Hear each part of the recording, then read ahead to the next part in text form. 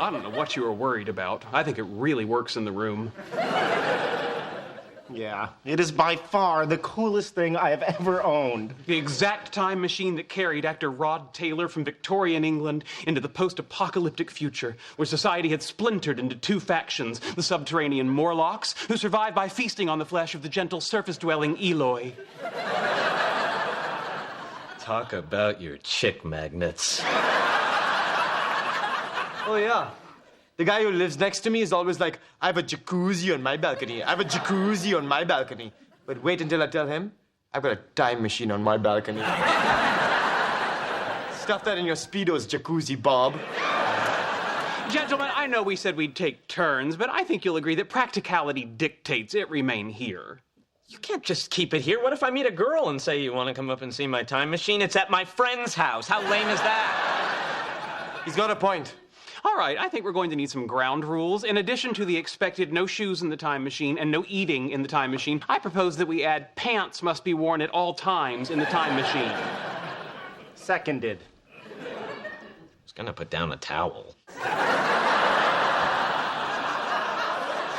I still want it on my balcony. I say we move it on a bi-monthly basis. Yeah, that sounds fair. Now, hold on. Bi-monthly is an ambiguous term. Do you mean move it every other month or twice a month? Twice a month. Then no.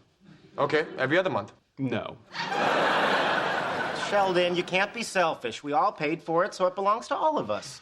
Now get out of the way so I can sit in my time machine.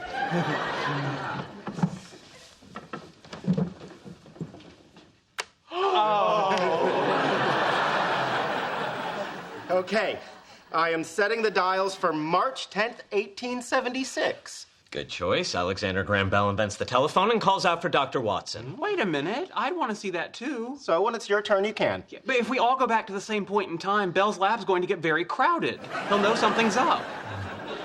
Also, since the time machine doesn't move in space, you'll end up in 1876 Pasadena. And even if you can make it to Boston, what are you going to do? Knock on the door and say to Mrs. Bell, hey, Mrs. Bell, big fan of your husband. Can I come in and watch him invent the telephone? Mrs. Bell was deaf. She's not even going to hear you knock. I have a solution. First, go into the future and obtain a cloaking device. Ooh, how far into the future? If I remember correctly, Captain Kirk will steal a cloaking device from the Romulans on stardate 5027.3, which would be January 10th, 2328 by pre-Federation reckoning. Okay, I am setting the dials for January 10th, 2328. Here we go into the future.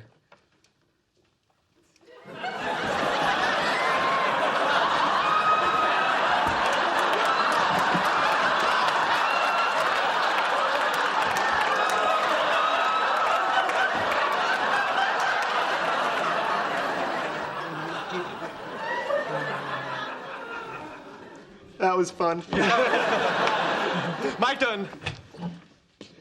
Okay, first of all, what you call a gap was nearly 3 feet wide. I slipped and skinned my knee. Are you okay? Second of all, the door to the stairwell of the other building was locked, so I had to go down the fire escape, which ends on the 3rd floor, forcing me to crawl through the window of a lovely Armenian family who insisted I stay for lunch. That doesn't sound too bad. It was 8 courses of lamb, and they tried to fix me up with their son. Sorry. Not done. By the time I finally got to work, they'd given my shift away. Yeah, that's right. I've lost an entire day's pay thanks to this Time machine. The lights flashed in the dish bins. You want to try it? No! I don't want to try it. My God, you are grown men. How can you waste your lives with these stupid toys and costumes and comic books and now that? Again, time machines. Oh, please, it's not a time machine. If anything, it looks like something Elton John would drive through the Everglades.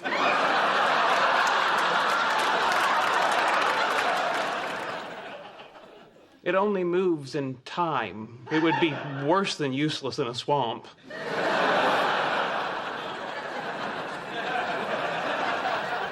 Pathetic. All of you, completely pathetic.